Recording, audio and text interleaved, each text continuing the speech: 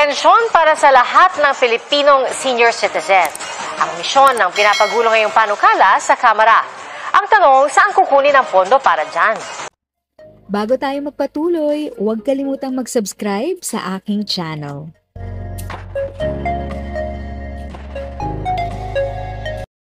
Thank you sa pag-click ng aking video. Good day po sa lahat ng mga nanonood. Sa mga bagong viewers at napadaan lang, by the way, I'm Tita Eda. Welcome to my channel. Ang channel na maghahatid sa iyo ng dagdag kaalaman tungkol sa government services, bagong mga balita at informative videos na galing sa legit na resources. Mag-subscribe na para updated ka. Pensyon para sa lahat ng Pilipinong senior citizen. Ang misyon ng pinapagulo ngayong panukala sa Kamara. Ang tanong, saan kukunin ang pondo para dyan? May pensyon ngayon sa mga senior citizen pero para lang sa mga indigent o mahihirap. Si Nanay Beatriz na 72 years old na ni minsan hindi raw nakatanggap ng pensyon kahit lagi raw siya nag-a-apply para rito. Sabi magpa-validate, ay nakailang validation na po ako. Wala, hanggang ngayon po, wala pa din po. Laging nadi-deny po. Kadalasan po yung mga iba namamatay na nga sa kapapalo, wala din po nang nangyayari. Kaya sabi ko, tigilan ko na lang mag-follow up. Yung pa ikamatay ko.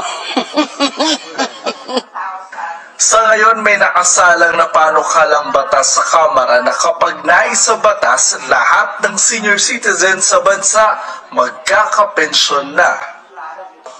Wala lang qualification. Lahat, basta 60 years old and above, mayaman man o mahirap man, may pension man o wala, makakatanggap ng buwanang pension. Magre-register ka sa OSCA para maibilang ka na senior citizen. Sa ilalim ng Universal Social Pension Bill, 500 pesos kada buwan ang pensyon sa unang taon. Kada taon, dadagdagan ng 100 piso hanggang maging 1,000 piso. Para maipatupad, kakailanganin ng 89 billion pesos na pondo para sa tinatayang 10.5 million na senior citizens. Ang tanong, saan ito kukunin?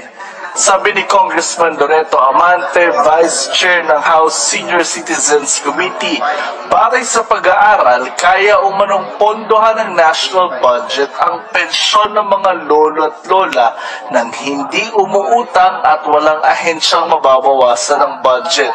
Pero malayo pa ang tatahakin ng panukala. Inaprobahan ito kanina ng House Committee on Appropriations bago isasalang sa plenaryo. Kapag lumusot na sa Kamara, kailangan itong dumaan pa sa Senado at kapag naaprobahan din, kailangan ng lagda ng Pangulo para maging ganap na batas. If sa tingin mo, natulungan ka ng video ko na ito, nakasave ka sa oras mo, you can click yung thanks button at any amount ay malaking help sa pag-grow ng channel ko. Yun lang po muna ang aking update. Sana ay nakatulong na dagdag kaalaman ang aking shinare today. Ang goal ng aking channel ay mag-create ng awareness. Kung ganitong mga topic ang gusto mo, panoorin mo ang mga videos ko na ito.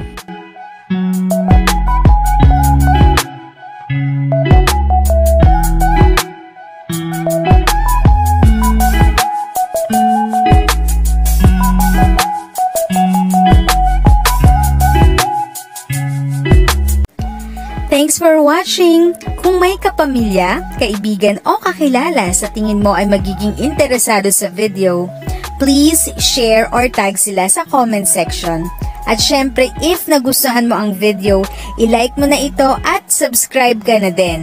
As always, feel free to write your questions, comments, and opinions respectfully. And continue to be a blessing and stay safe!